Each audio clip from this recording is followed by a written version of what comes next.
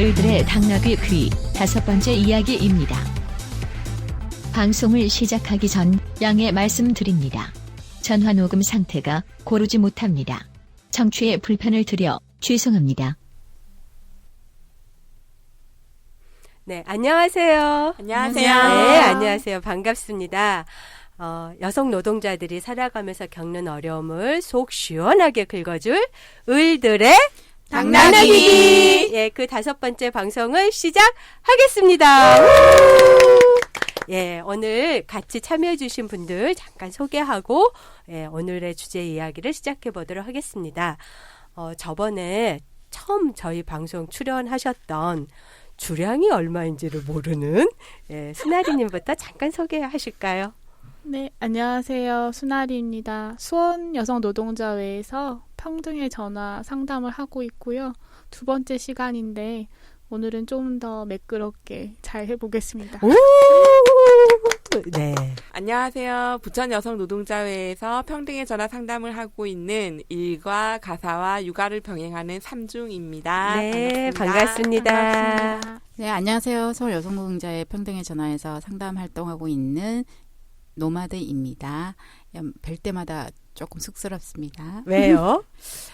제 목소리가 누군가에게 들려서 또 누군가 듣는다고 생각하니까 책임감도 느껴지고요. 네. 좀 쑥스럽기도 해요. 네. 우리 모두 오늘 잘해보자고 큰 박수로 오늘 방송을 시작하겠습니다. 오늘은 우리가 좀 특별한 시간을 마련했죠. 네, 얼마 전 경향신문에서 김난주 한국여성정책연구원 연구위원님으로 계시는 분께서 남녀 임금 격차에 대한 보고서를 발표하셨는데요. 그 내용을 들어보려고 저희가 지금 전화로 연결을 했습니다. 김남주 연구위원님. 네, 안녕하세요. 네, 우리 저희 다 같이 한번 인사해 볼까요? 안녕하세요. 안녕하세요. 예, 선생님 바쁘신데 이렇게 시간 내주셔서 너무 감사하고요. 저희는 이제 여성노동자회에서 일하는 활동가들인데 남녀 임금 격차가 우리나라가 OECD 1위라고 하잖아요. 그렇죠. 예. 격차로 1위. 격차 예. 많은 나라로 1위. 네. 그래서 선생님 연구가 굉장히 반가웠어요. 네. 네. 그래서 왜 이렇게 우리나라만 유독 OECD 평균을 넘는 이렇게 임금 격차가 발생하나. 그래서 선생님 연구를 직접 듣고 싶어서 이렇게 연결을 하게 되었습니다. 어떤 어떤 내용이었는지 말씀 좀 해주세요. 네, 안녕하세요. 여성정책연구원에서 일하고 있는 김난주라고 합니다. 앞서 선생님께서 말씀해 주셨던 것처럼 임금 격차가 큰 거는 우리나라에서 성별 임금 격차가 큰 거는 뭐 어제 오늘 일이 아닌 거죠. 네네. 되는 건데요. 마침 잠깐 제가 이제 그 행사의 취지를 말씀을 드리면 동일 임금의 날 제정을 위해서 저희가 이제 정책 워크숍을 했었던 거고요. 네. 그 뜻깊은 자리에서 이 성별 임금 격차를 이제 발표하는 기회가 주어져서 발표를 했는데 그 의미가 전해져서 또 그렇게 기사화가 된 것 같습니다. 네. 원래 사실 이 임금 격차 관련 논문들은 노동경제학 하시는 분들은 거의 분석을 하셨고요. 매년 나오는 리포트였는데 저도 그렇게 기사가 돼서 놀랐었고요. 그러면 네. 그날 나눴던 얘기들을 제가 짧게 설명을 드리겠습니다. 네. 아시는 것처럼 우리나라 임금 격차가 OECD 기준으로 했을 때 37%거든요. 네. 그러니까는 이거는 뭘 의미하냐면 남성 근로자가 100만 원 받을 때 여성 근로자가 63만 원 받는다. 그런 의미예요. 네네. 근데 이제 이 37% 격차라는 이 수준이 뭐 약간씩 작아지긴 했겠지만 OECD 그 국가 중에서 임금 격차를 최하위를 기록하고 있는 게 거의 10년째. 10년째. 예, 네. 10년째 저희가 가장 임금 격차가 큰 나라에 속하고요.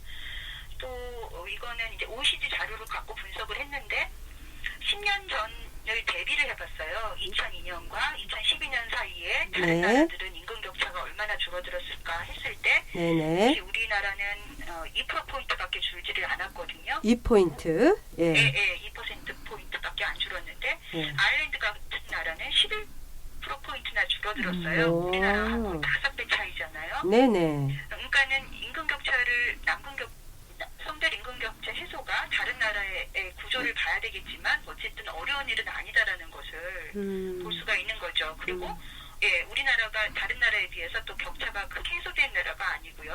네. 그래서 이제 OECD 국가를 비교를 통해서 봤고요.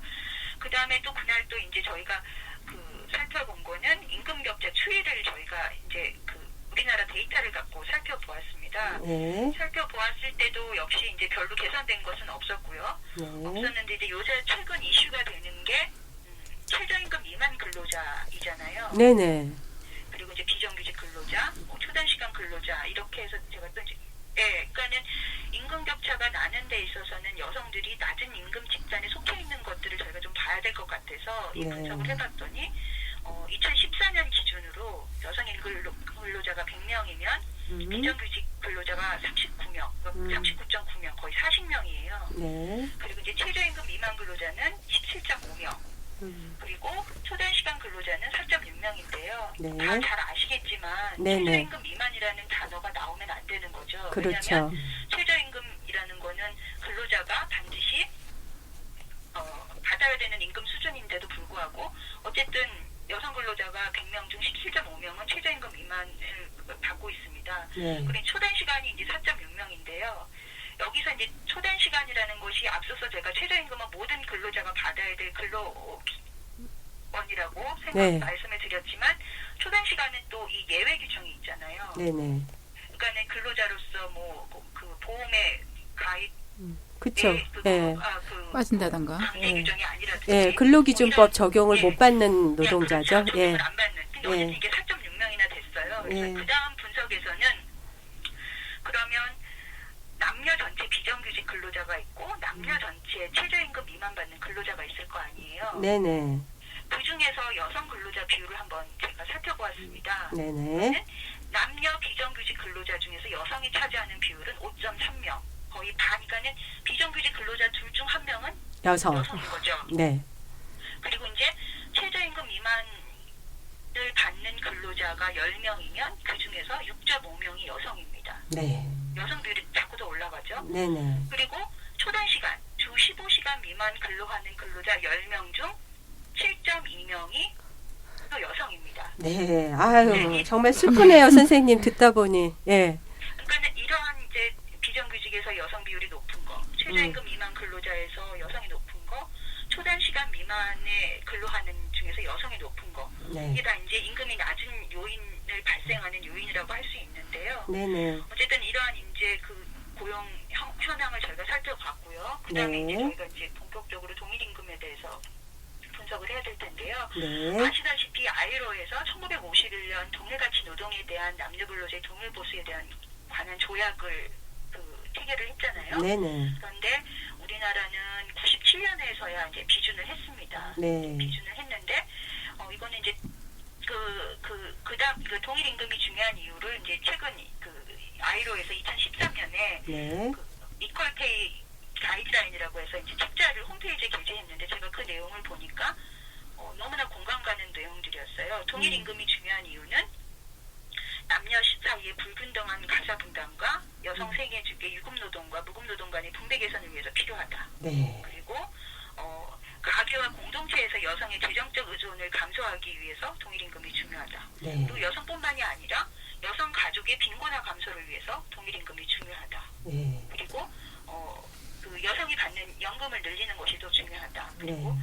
그 기업의 입장에서는 고급 인력을 유치하는 것으로 인해서 동일 임금이 중요하다. 이렇게 이제 아이로에서 말하는 것들이 그 동일 임금이 왜 중요한지를 밝혔고요. 네. 그리고 또 그 책에서 임금 격차 유발 요인을 6가지로 정의를 해놨습니다. 네. 그래서 이제 그걸로 인해서 저희가 뒤에 가서 분석을 할 텐데요. 네. 첫 번째는 그 남녀 임금 격차를 유발시키는 요인의 첫 번째는 교육과 훈련에서의 성별 차이. 그럼 이거는 유추가 가능하죠. 네, 그렇죠. 네. 교육 연수가 여성이 남성보다 낮으니까 네. 임금 수준이 낮을 수 있고 훈련을 여성이 또 남성보다 덜 받게 되면 임금 수준이 낮을 수 있다. 네. 그리고 두 번째가 이제 일 경험에서의 성별 차이입니다. 이거는 이제 근속연수를 말하는 것이죠.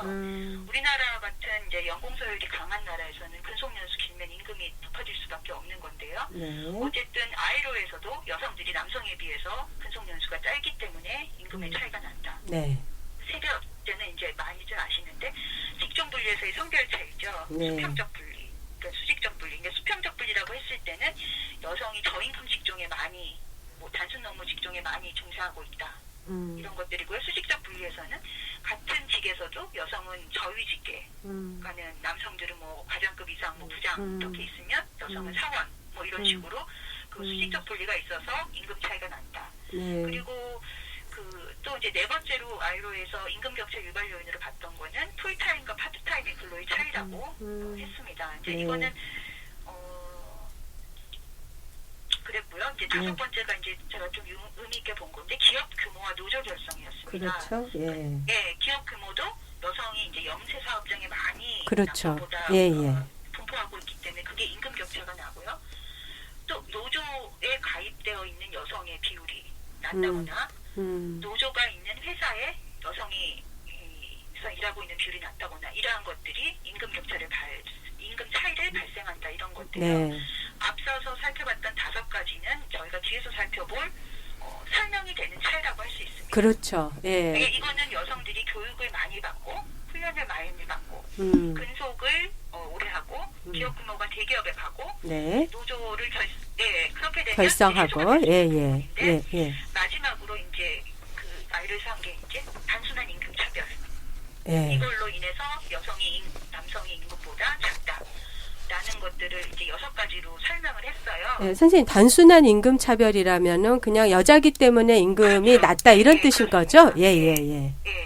그래서 이 이제 6가지를 갖고 제가 이제 분석을 했는데요. 네네. 분석 자료는 이거는 뭐 제가 만들어낸 자료가 아니라 국가 승인 통계입니다. 네. 경제활동 인구조사에서 근로 형태별 부가조사를 네. 1년에 2차례 실시를 하거든요. 네네. 이 통계를 통해서 이제 우리나라의 비정규직 규모랄지 뭐 임금 수준이랄지 그런 것들을 발표를 하는데 저도 그 자료를 사용을 했습니다. 네. 2014년 8월 자료를 사용을 했고요. 네. 그래서 그 안에서 여성의 학력별 분포 그리고 학력별 분포 아까 교육연수라고 그랬습니다. 네네.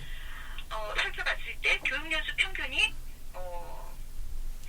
남성이 13.6년, 여성이 12.7년입니다. 별 차이 없는데요. 예. 그런데 좀 여성이 짧죠. 예. 그런데 이게 뭐 2009년부터 9년인가요? 그 이후부터는 여성의 진학률이 남성을 상회를 했지만 네. 전 연령으로 봤을 때는 그렇죠. 여전히 예. 여성의 교육연수가 짧다는 것을 알 수 있고요. 네. 그 다음에 이제 그 교육과는 훈련 받은 비율을 봤거든요. 네. 훈련 비율을 봤을 때도 남성이 54.6%를 받았고요. 네. 여성이 49.8% 받았으니까 여기서도 여성이 적게 예, 좀 차이가 있네요. 예. 차이가 있습니다. 네네. 그리고 그 다음에 근속연수. 네. 근속연수를 보게 되면 평균 근속연수가 남성은 6.6년이에요. 네. 그리고 여성은 3.3년. 예. 근데 제가 여기서 설명은 못 드리는데 그 아까 교육연수에 따른 시간당 임금을 제가 다 분석을 했습니다. 네. 네, 그렇게 돼서 보면은 앞에서 아이로에서 말했던 거 그리고 우리가 상식적으로 생각하는 수준하고 같죠. 네네. 교육연수가 높은 집단이 임금을 많이 받고 네. 그리고 훈련을 받은 쪽이 임금을 많이 받고 네. 연수가 높은 사람들이 임금을 많이 받는데 그 집단에 비교해서 여성은 남성보다 열이한 지위에 있다. 그것을 저희가 또 통계를 통해서 확인을 했고요. 네. 직종 분리도 보게 되면 그 서비스 종사자 분야 있잖아요. 네네. 이 분야에 일하는 사람들 중에서 10명 중 6명이 여성입니다. 그러니까 이 직종은 정말로 여성 집중 직종이라는 걸 알 수가 있는 거죠. 네. 그러니까는 여성이 50% 이상이 넘는 직종이 저희가 조사를 했을 때 서비스 종사자, 판매 종사자, 단순 업무 종사자. 네. 이런 직종들은 그 임금이 낮은 수준이라는 걸 저희가 예측할 수 있잖아요. 네, 근데 그렇죠. 그 분야의 여성의 비율이 높았습니다. 그런 것들을 또 확인을 했고요. 그다음에 제가 이제 그 아이로에서는 산업을 하지는 않았는데요. 네. 저는 이제 산업을 우선은 추가를 해봤습니다. 네. 저는 이제 산업을 추가를 해봤을 때 예를 들어서 이제 요새 많이 논의 되고 있는 보건 및 사회복지 서비스 네네. 있잖아요. 네네. 여기에 종사하는 10명 중 8명이 여성입니다. 네. 그리고 뭐 가구내 고용활동 이거는 이제 가사노동에 해당될 텐데요. 여기는 네. 거의 여성 비중이 97.5%예요. 그렇죠. 예. 예, 보건 및 사회복지 서비스업은 좀 스펙트럼이 넓은 업종이라고는 할 수는 있지만 사회복지 쪽은 또 이제 굉장히 임금이 낮은 분야잖아요. 그렇죠. 어쨌든 예, 이런 분야에 여성들이 집중해 있는 것을 알 수 있었고요. 그리고 예. 숙박 및 음식점업은 또 67.9% 예. 이렇게 많이 되어 있었습니다. 그러니까는 임금이 높은 뭐 건설업 뭐 이런데, 네. 운수업 이런데, 뭐 금융 및 보험업 이런데도 좀 높기는 했지만 어쨌든 아까 대표적으로 말씀드린 그 거의 60% 이상 있는 산업에서 여성이 임금이 낮다는 것을 또 저희가 발견을 했고요. 그다음에 그 마지막으로 이제 마지막이 아니죠. 시간제 비율을 보시게 되면 네. 여성 근로자 중에서 시간제 비율이 17.7%입니다. 네. 그러니까 여성의 근로자가 100명이면 100명 중 17명 정도가 이제 시간제 근로에 종사하고 있고요. 네. 이 비율이 남성으로 놓고 봤을 때는 5.5%로 확 낮아집니다. 그렇죠. 그러니까는 이제 시간제 비율에서 앞서 제가 말씀은 안 드렸는데 그쪽에서도 여성이 차지하는 비율이 이제 50% 이상이나 됐었는데 여성 집단을 놓고 봤을 때 여성 10명 중 17.7%가 시간제 근로. 네. 그 비율이 남성은 5.5%. 네. 그래서 시간제 비중이 또 여성이 높다는 것을 확인을 했고요. 네. 사업체 규모에서는 그 5인 미만이 영세 사업장이잖아요. 네. 이 영세 사업장에 종사하고 있는 남녀 근로자 분포를 보게 되면 남성 근로자는 14.5%. 네. 그러니까 100명으로 봤을 때 14명이 예. 14명이 이제 5인 미만에 종사하고 있다면 여성 근로자는 이게 24.9%. 거의 10%포인트나 더 높습니다. 네. 그러니까는 여성이 남성에 비해서 5인 미만 영세 사업장에 근무하고 있는 비율이 높다는 걸 알 수 있고요. 네. 그리고 이제 300인 이상, 네. 300인 이상이면은 중견기업 이상이 되는 규모. 그렇죠. 네. 여기에서 일하고 있는 여성은 7.9%. 그리고 남성은 15.7%. 그래서 이제 역전이 되는 것이죠. 그렇죠.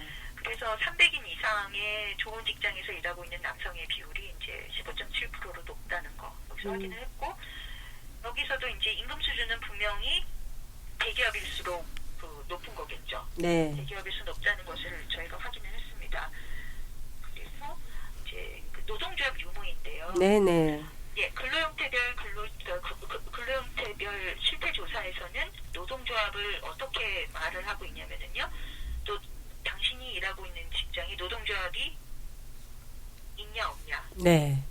그리고 이제 비정규직 조사니까 노동조합이 있으나 가입 대상이 아니다.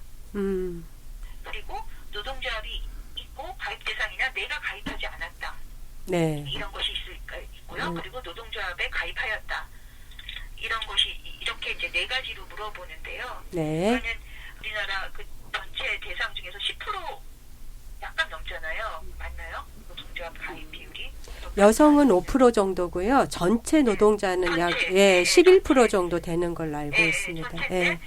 지금 이게 이제 노동조합이 없는 직장에서 일하고 있는 남성이 70.1%, 네. 여성은 78.3%니까 훨씬 더 높다는 것을 알 수 있고요. 그렇죠. 예, 그리고 근데 그 행정통계하고는 약간 차이가 나는 게 이거는 이제 근로자들이 자신이 기입을 하는 거거든요. 네. 그랬을 때 노동조합에 가입한 비율이 8.8%로 나왔습니다. 여성이. 그런데 남성도 높습니다. 남성이 15.3%. 그렇게 나왔습니다. 그래서 노동조합이 없는 집단에 일하고 있는 여성 비율이 78.3%, 가입하였던 비율이 88.8%밖에 안 되고요. 노동조합이 있으나 가입 대상이 안 되는 비율은 7.1%, 그리고 있지만 내가 가입을 안 했다는 5.8%입니다. 네. 그래서 여기서 주목할 거는 노동조합이 없는 집단과 노동조합이 있으나 가입 대상이 안 된 집단이 열악한 집단이라고 할 수 있죠. 이 비율을 합하면 78.3%와 7.1%니까 거의 90%에 육박을 하는 게 아니라 85.4%가 되네요. 네, 열악한 네, 지위에 있는 여성들이요. 네, 네, 그래서 그거를 봤을 때 있는데 네. 이거를 이제 이 네 집단을 놓고 임금을 저희가 분석을 해봤는데요. 역시나 노동조합에 가입한 남녀 임금이 제일 높았습니다. 노동조합이 하여간 힘이 있어서 예, 임금 그렇죠. 효과가 그리고- 확실하게 있는 거네요. 그리고 제가 이제 앞서서 그거는 다 이렇게 좀 상세하게 설명을 안 했는데 네, 그 임금 격차가요. 네, 노동조합에 가입한 남녀 임금 근로자의 임금 격차는 22.7%였어요. 22.7%요. 그런데 노동조합이 없는 집단 있죠. 네, 없는 집단의 남녀 임금 격차는 39.8%로 거의. 훨씬 높네요. 그렇죠. 예, 그러니까는 노동조합이 있는 그 자체가 예, 여성의 임금 격차를 줄일 수 있는 그쵸. 요인이 될수 있다는 거죠. 노동조합이 있음으로 해서 임금도 높고 남녀 임금 격차도 줄이는 예, 근데 이제 또 이렇게 말씀드릴 수 있죠. 우리나라는 또 노동조합이 있는 직장은 또 좋은 직장이잖아요. 맞아요. 좋은 직장을 만들려면 조합을 만들어야 되지 않을까? 맞아요. 그렇게도 설명을 예, 드릴 예, 수 있는데 예. 어쨌든 예, 이 통계 분석 결과에서는 노동조합이 없는 집단에 일하고 있는 남녀 근로자의 임금 격차가 39.8인 반면에 노동조합에 가입한 집단의 남녀 임금 근로자의 임금 격차는 22.7%로 네, 확대됐습니다. 네, 그것이 있고요. 네. 또 하나 의미 있는 거는 노동조합이 있으나 가입 대상이 안 된 예, 집단, 예, 그러니까 이제 뭐 비정규직으로 그렇죠. 일한다거나 예. 이렇게 있는 집단은 또 임금 격차가 56.6%로 또 높아졌습니다. 네, 네, 그렇게 됐고 이제 여기서 해야 될 거는 이제 조합이 우리나라 조직률이 낮으니까 네, 예, 그런 면에서 제가 이것이 좀 아쉬워서 이렇게 설명을 드렸고 네, 예, 그렇게 됐습니다. 그리고 그다음에 이제 저희가 이제 본격적으로 격차 분해를 할 건데요. 이거는 옥사카 랜섬이라는 두 사람이 만들어낸 분석 모델입니다. 그래서 네, 이제 임금을 결정하는 요인들을 분석을 다 하고요. 네, 거기에서 나타나는 차이를 두 집단 간의 차이를 그게 차이인지, 그러니까 그게 차이라고 하면은 설명되는 차이. 그렇죠. 차별이라고 한다면 설명되지 않는 그 차별. 네. 이렇게 해서 이제 분석을 네. 하는데요. 예, 제가 이제 시간당 임금을 놓고 앞서 살펴봤던 남녀 근로자의 교육연수, 네. 훈련 받았는지 안 받았는지, 그리고 근속연수, 그다음에 직종, 산업, 네, 그다음에 이제 노동조합, 유무, 그다음에 기업 규모, 전일제, 시간제 이렇게 네네. 분석을 했습니다. 네, 분석 결과 저가 어떻게 이제 이 분석 결과를 이제 했고, 물론 남성보다 여성이 적게 받는 것이 이제 이 분석이 되고요. 그거를 그 다음에 이 옥사카 랜섬의 방법으로 어떻게 하냐면 이거를 이제 남녀의 임금 차이를 이제 100으로 넣는 거예요. 100으로. 네, 그 100이 차지하는 비율 중에서 몇 프로가 차별이냐. 그거를 이제 분석을 하는데요. 설명되지 않는, 그렇죠. 네. 네. 제가 이 옥사카 랜섬에 의해서 이 그냥 남녀 임금 격차가 6,150원이 나왔습니다. 제가 이제 시간당 임금으로 했거든요. 네네, 그 중에 이제 6,150원이 남녀 임금 격차인데요. 네, 그 중에서 차이, 네, 설명되는 차이가 차이. 앞서 저희가 네네. 살펴봤던 교육연수, 훈련, 네, 근속연수, 업종 이런 것들 때문에 나는 차이가 2,323원. 2,323원. 네. 예. 그럼 그리고 나머지는요? 차별로 인한 거는 그 나머지겠죠. 아. 2,427원. 그럼 설명되지 않는 차별이 더 높은데요, 선생님? 그렇죠. 예, 아. 이거를 그래서 100으로 놓게 되면 네. 이제 그 경향신문에서 이렇게 예, 보도하신 예. 것처럼 네. 설명되지 않는 차별이 62.2%가 되는 것이죠. 아. 제가 이제 그 정확한 숫자를 지금 다시 말씀을 드리는 거고요. 네, 아니 62.2%가 아까 이 분석 결과 남녀의 임금 격차가 6,150원이었는데 네, 그 중에서 차이가 3,827원, 차이가 2,323원이니까 이거를 100으로 놓게 되면은 네, 차별이 62.2%를 차지하고 네, 차이가 37.8%를 차지한다. 이렇게 나오는 거죠. 그래서 그런데 여기에서 이제 또 이 차별 있잖아요. 네, 네, 차별을 어떻게 또 두 개를 분리를 할 수 있냐면요.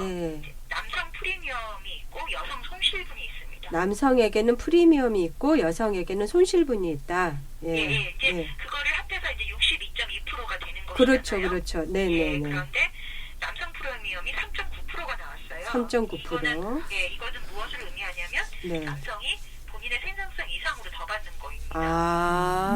생산성에서. 3.9%고요. 네. 근데 이제 그보다 더 큰 것이 이제 62.2%에서 3.9%를 빼면 58.3%잖아요. 네.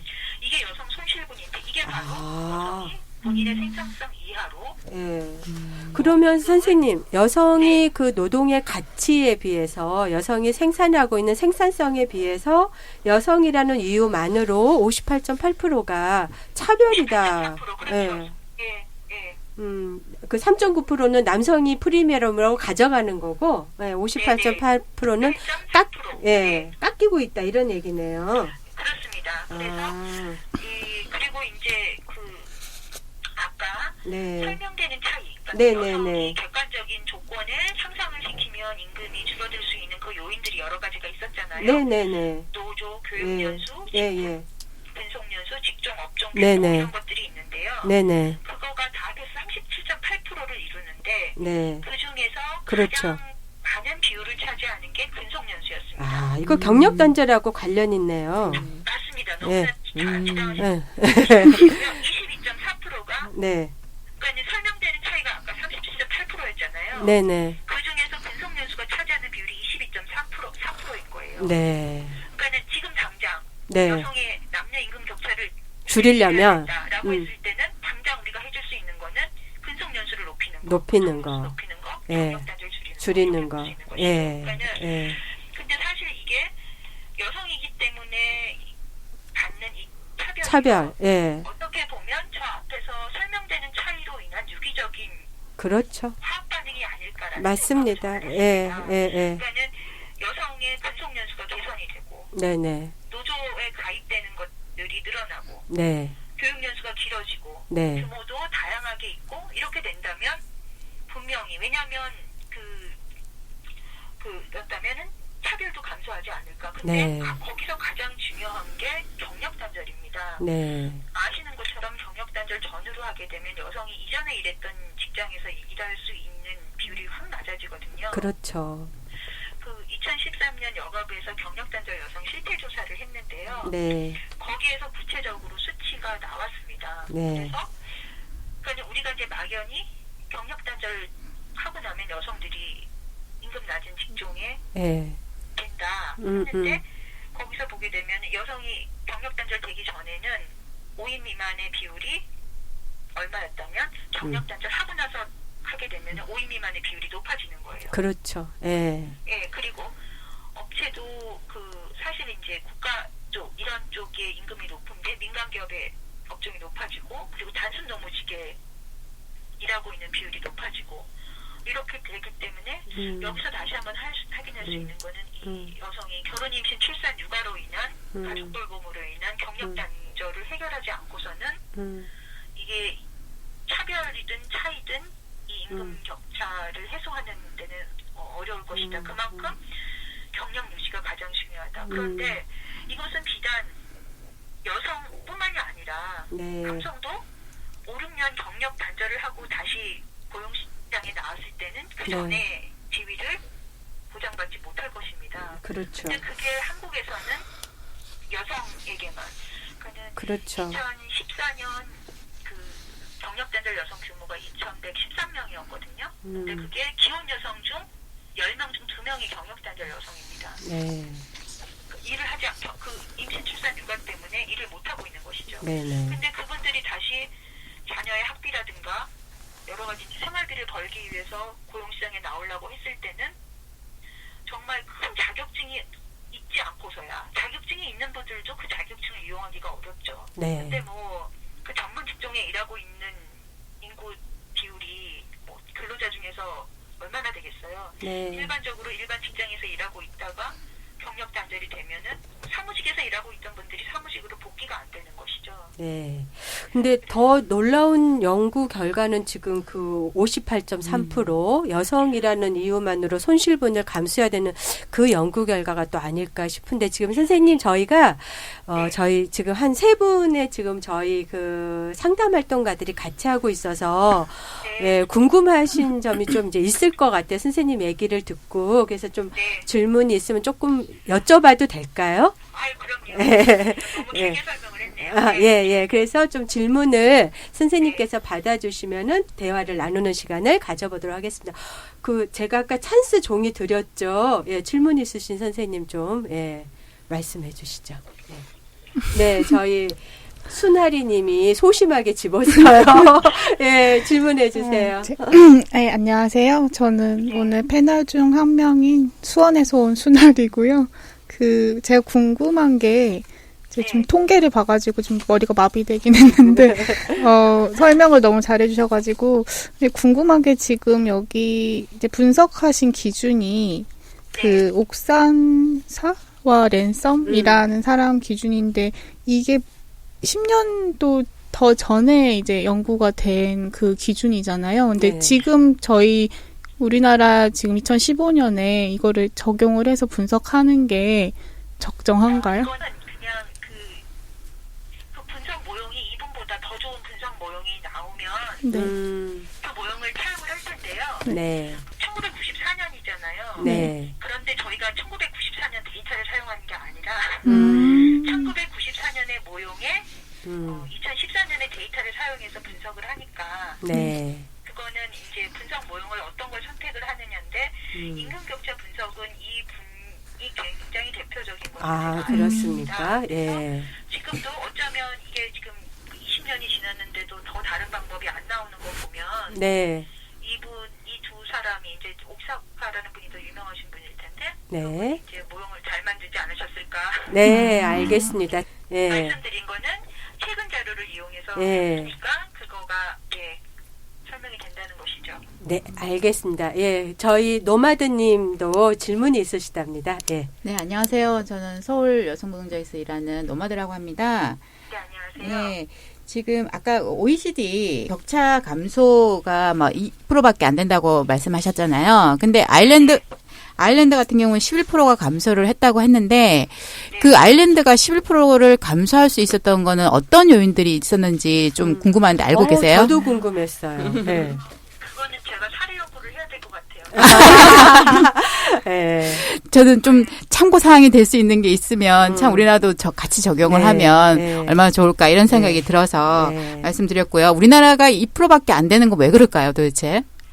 2%포인트가 지금 고용률도 저희가 되게 안 되거든요. 네. 그러니까는 이게 우리나라가 제도가 없는 나라가 아니거든요. 맞습니다. 예, 근데 그 제도가 현장에서 잘 일하고 있는 근로 현장에서 잘 작동하지 않아서 그게 잘 안 된 것 같은데요. 근데 이제 작년부터 정부가 이제 그 모니터링을 적극적으로 하고 그 사업장 조사도 하고 이러한 것들이 사업주로 하여금 시그널이 되지 않을까. 그런데 이제 사업주들도 몰라서 못하는 사람들도 있고 여성근로자들도 비정규직이라도 1년 이상 일하면 출산휴가 갈 수 있는 거잖아요. 네. 그런 것 같은 거는 제도와 그 실천의 괴리 네. 그런 걸로 인해서 네. 여성이 차별을 받는 것이죠. 예. 네. 그러니까 이 정부의 정책이 저는 이제 임금 격차 해소에는 별 관심이 없다 이런 생각이 들거든요. 왜 그러냐면 여성들이 거의 비정규직으로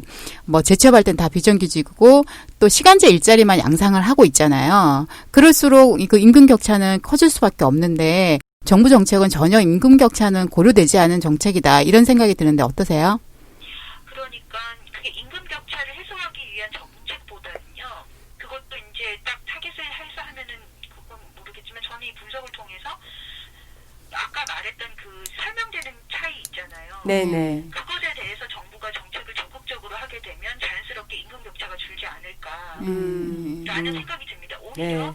정부가 임금 격차 이거는 이제 이게 동일 임금이라는 것이 또 한불관 이슈라고 말하는 분들도 계시는데요. 우리나라가 직무급이 아니기 때문에 안 된다. 하지만 아이를서 말하고 있는 것은 그 직무급에 대해서 그런 게 말하는 것이 아니거든요. 그렇죠. 동일 임금은 이제 저도 공정임금 네. 이런 만큼의 정당한 대가를 네. 받는다고 했을 때 네. 여성이 경력 단절을 당하고 되면 정말 그 저희 직종에 일하고 있으니까 네. 그러니까는 저는 정부가 임금 격차를 전면적으로 하는 것이 그것이 이제 좀 안 맞는다고 한다면 경력 유지를 위한 정책 정책적으로는 그렇죠. 맞아요. 경력 유지를 위해서 자연스럽게 네네, 맞아요. 임금 격차가 음.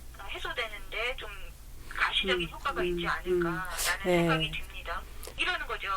여자들이 낮은 직종에서 일하는데 임금 격차를 어떻게 줄이냐. 왜 낮은 직종에 일하게 될까요? 남자보다 그쵸. 경력 단절을 많이 경험하니까요. 그것도 특히 가장 많이 일해야 되는 30대에 네. 경력을 굉장히 많이 쌓아야 되는 30대에 그렇지. 그렇게 경력이 단절이 되니까 나와서는 40대 이후에서는 그 전에 그 능력들을 살릴 수가 없는 것이죠. 네, 맞습니다. 예. 제가 어떤 자료를 봤더니 그 연령대별로 20대, 30대, 40대, 50대 남녀 임금 이렇게 비교했는 걸 봤더니 40대, 50대에서는 거의 뭐 100만 원 이상씩 임금 격차가 벌어지는 거예요. 그게 이제 경단으로 들어오는 네, 그렇죠. 40대 예, 이후니까 예. 그렇게 되는 것이죠. 네. 네. 네, 또 다른 질문 갖고 계신 분 안 계신가요? 최저임금이 10,000원으로 오르면 어떤 영향이 있을까요?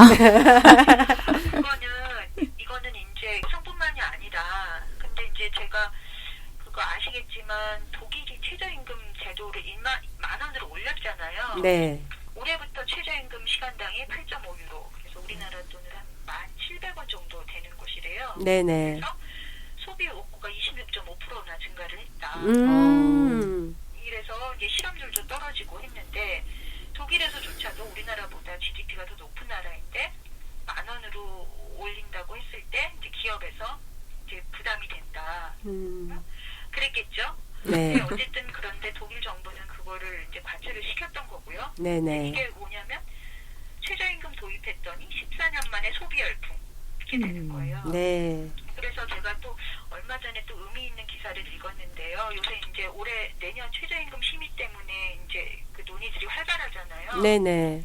그런데 중소상인과 청년층이 최저임금을 인상해서 경제 불평등을 해소하라 이러한 행사가 있었더라고요. 네네. 그런데 이제 이 중소상인들이 이제 그 기업에서 많이 말할 때는 최저임금 올리면 중소상인들 다 망한다.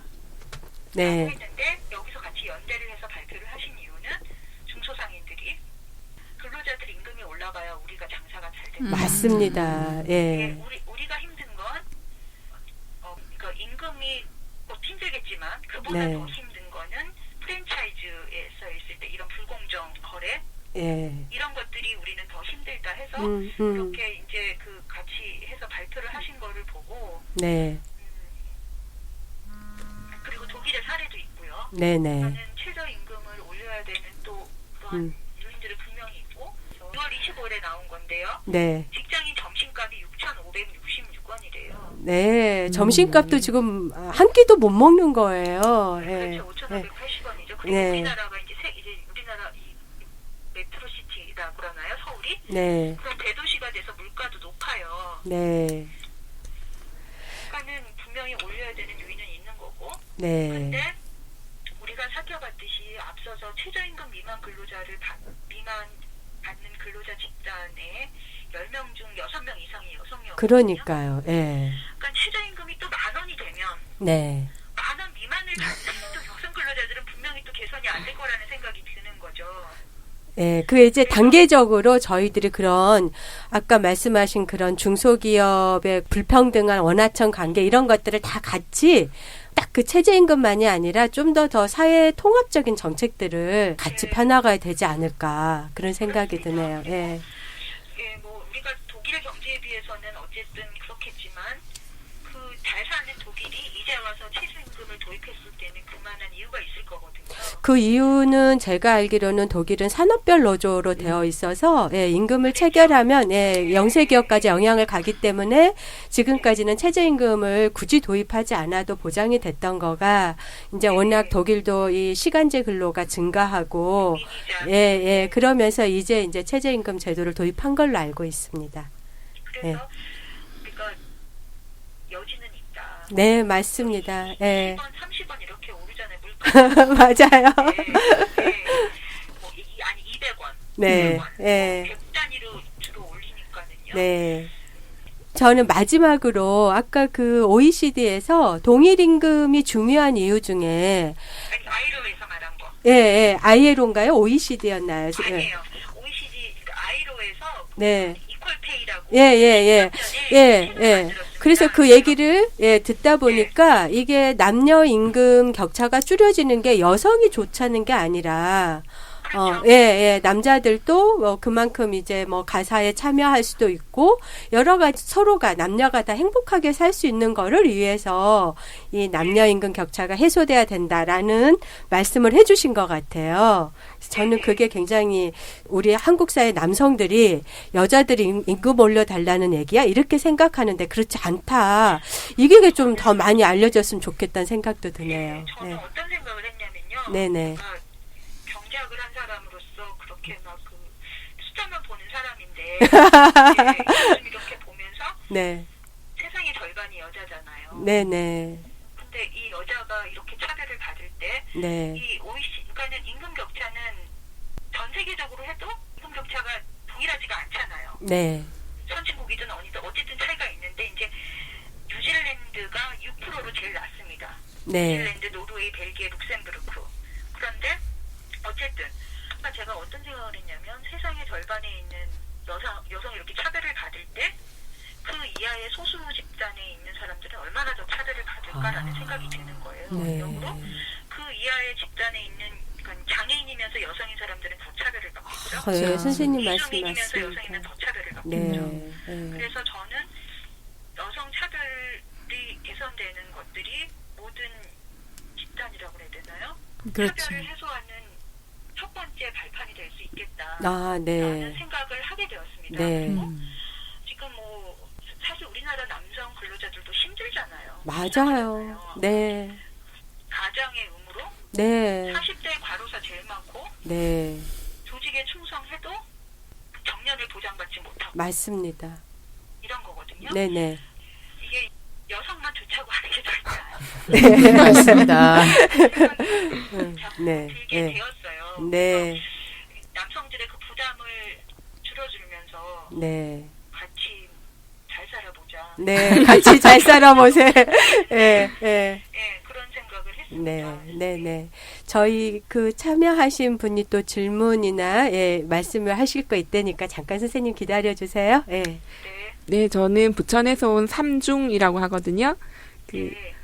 그 노동조합 조직률도 너무 낮고, 네. 그다음에 남녀 간의 임금 격차도 이렇게 벌어지고, 실제 차별도 이렇게 존재하고, 이렇게 연구로 다 증명이 돼서 참 좋은데, 이런 상황 속에서 고용 안정도 불안 안 되고, 이런 상황 속에서 저희는 이제 여성 노동자회라는 단체잖아요.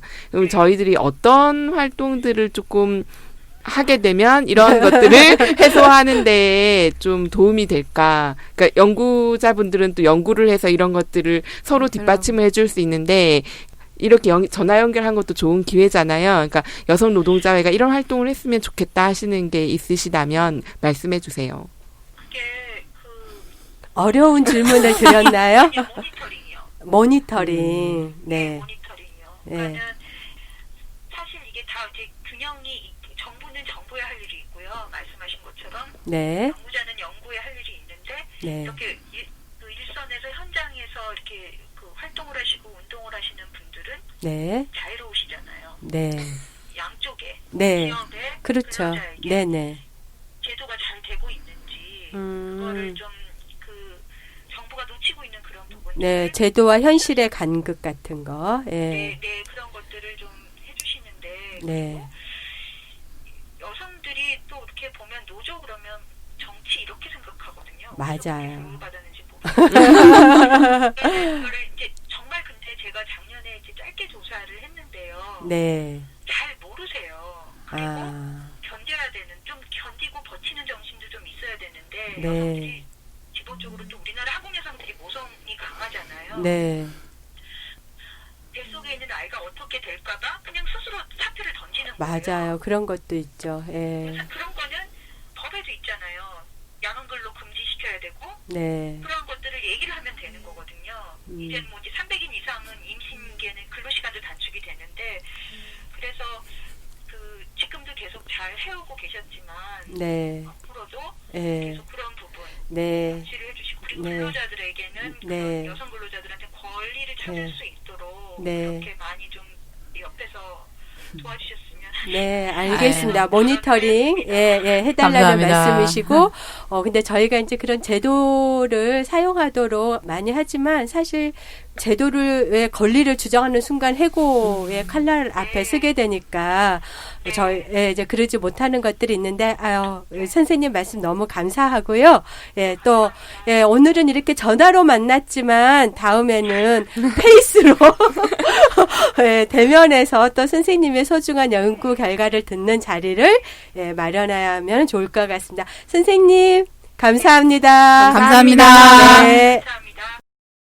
네, 오늘은 우리가 굉장히 특별한 시간을 가졌었죠. 경향신문에 보도됐던 남녀 임금 격차 왜 발생하나 해서 김난주 선생님의 경제학을학과 전공하셨다고 말씀하셨는데 김난주 선생님의 연구 결과를 거의 뭐 발제 듣듯이 귀 기울여서 수많은 수치를 막 적어가면서 제가 열심히 들었는데요. 마지막에 삼중님께서 그럼 우리 여성 노동자회가 이렇게 그 남녀 임금 격차가 많은데 그것도 설명되지 않는 차별이 이렇게 큰데 우리 여성 노동자에서 뭐 하면 좋겠냐라고 이제 여쭤봤더니 제도가 잘 사용될 수 있도록 제도가 없는 게 아니다. 제도가 잘 사용되도록 모니터링 같은 걸 해봤으면 좋겠다. 이런 조언을 주셨어요. 그래서 그런 조언 포함해서 전체적으로 김난주 선생님의 그 연구 결과를 들으면서 여러 가지 또 생각이나 또 상담받았던 여러 가지 사례들이 머릿속을 또 스쳐 지나갔을 것 같습니다. 그래서 들었던 궁금증, 더 얘기하고 싶은 얘기 이런 것들을 조금 더 저희들이 나눠볼까 합니다. 어느 활동가님부터 얘기를 좀 해주실까요? 일단 설명을 좀 잘해주시기도 하고 또 통계적으로 이렇게 수치로 보니까 이게 확 와닿기도 하고요. 뭐 질문이나 그런 내용보다는 이 내용에 대해서 이제 설명을 듣고 느낀 거는 이제 알고 있었던 거지만 사실은 제도랑 현실에서 간극이 있는데 이거를 우리가 어떻게 풀어가야 될 것인가 이게 결국은 여성 노동자회가 해야 할 일이다라고 얘기를 해주셨는데 그 부분에 공감하고 앞으로 우리가 이 여성 성에 있어서 임금 격차를 줄이기 위해서 실질적으로 제도와 현실의 간극을 조금 더 명확하게 알아봐야 될 필요가 있겠다 생각이 듭니다. 네. 저는 이제 들으면서 마지막 부분에 드라마 미생의 한 장면이 막 스쳐 지나가는 거예요. 한 분이 셋째를 가져서 미안함에 임신이란 말도 못하고 있다가 네. 쓰러져서 보건실에 갔더니 임신이라는 게 동료들에게 알려졌을 때 동료들 반응이 있잖아요. 네. 그래서 최근에 이제 저희 지역에서도 이와 유사한 사례가 있었는데 이분도 작년에 육아휴직을 갔다 온 거예요. 네. 사회복지 계열에 종사를 하기 때문에 사회복지 계열이 굉장히 이게 열악한 환경을 가지고 있잖아요. 업무가 굉장히 많고 그다음에 육아휴직이나 출산휴가라는 법적인 제도는 있지만 이거를 이 여성 노동자가 출산휴가나 육아휴직이라는 제도를 사용했을 때 다른 직원들이 더 일을 잘할 수 있도록 하는 이런 것에 대한 제도가 아직도 미진하고 숙련되어 있는 대체 인력이 딱 들어와서 미스 김처럼 네. 그 뭐 직장의 신처럼 네, 네. 숙련된 대체 인력이 딱 들어와서 이걸 딱 해주고 그다음에 동료들도 그것들 딱 뒷받침해주고 이런 제도들은 아직 안 되어 있고 그런 인식들이 안 되어 있는 것들이 참 안타깝다는 생각이 드는 거예요. 네. 임신과 출산 그리고 육아가 불편하고 부담스러운 것이 아니라 정말 축복으로서 네. 자리매김하기 위해서는 법제도뿐만 아니라 다른 영역들에 있어서도 조금 진일보한 것으로 나가기 위해서 뭘 해야 될지 그리고 저희가 하는 이 평등의 전화 상담이 단순히 법제도를 안내하고 이거를 진정 접수하는 그런 과정이 아니라 네. 그 곤란함과 어려움을 겪고 있는 당사자가 그러니까 주체적으로 자기의 문제를 해결할 수 있는 당당함을 가지게 하는 거잖아요. 그래서 네. 상담의 이 방향에 대해서 더 많은 고민을 하게 됐던 자리였던 것 같습니다. 네. 글쎄요, 저도 이제 조금 생각하는 게 우리 헌법에 네네. 그러니까 많이는 평등하다. 뭐 그게 그렇죠. 있잖아요. 법 앞에다 평등. 그런데 네. 왜 남성은 프리미엄을 얻고 가고 여성은 이렇게 손실을 입고 살아야 그것도 되느냐. 58.3%. 네. 예. 그러면서 그러면 수치사항에도 통계사항에도 충분히 이렇게 차별받고 있다는 게 나오는데도 불구하고 왜 그러면 그건 개선되지 않을 것인가. 이런 게 좀 정말 안타깝고요.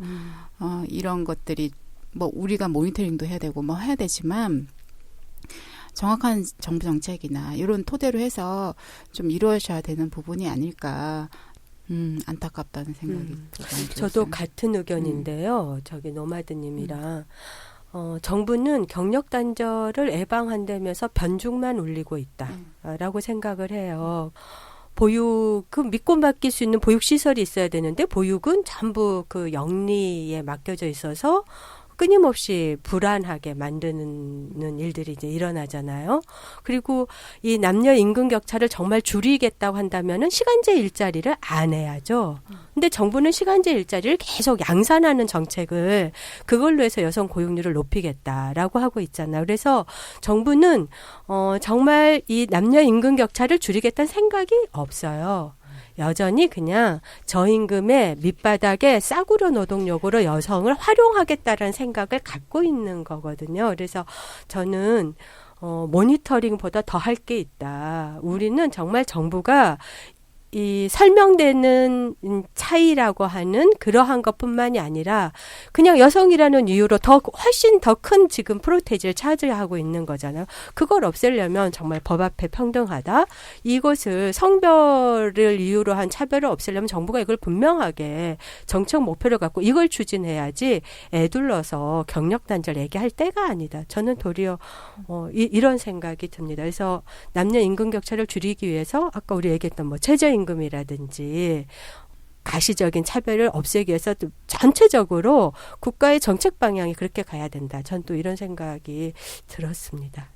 더 다른 얘기는 없으신가요? 예. 그리고 아까 말씀하셨던 장애인, 여성 장애인, 또 이주민, 예, 우리가 항상 우리 스스로도 그렇지만 한국 사회에서 그 정상성이라는 기준에서 벗어난 사람들에 대해서 굉장히 이제 차별과 낙인이 심한데 더 어려운 세상의 절반인 여성도 이렇게 차별받는데 장애와 이주는 어떻게 하겠냐는 그 마지막 말씀을 가슴에 새기면서 예, 오늘 방송은 마치도록 하겠습니다. 수고하셨습니다.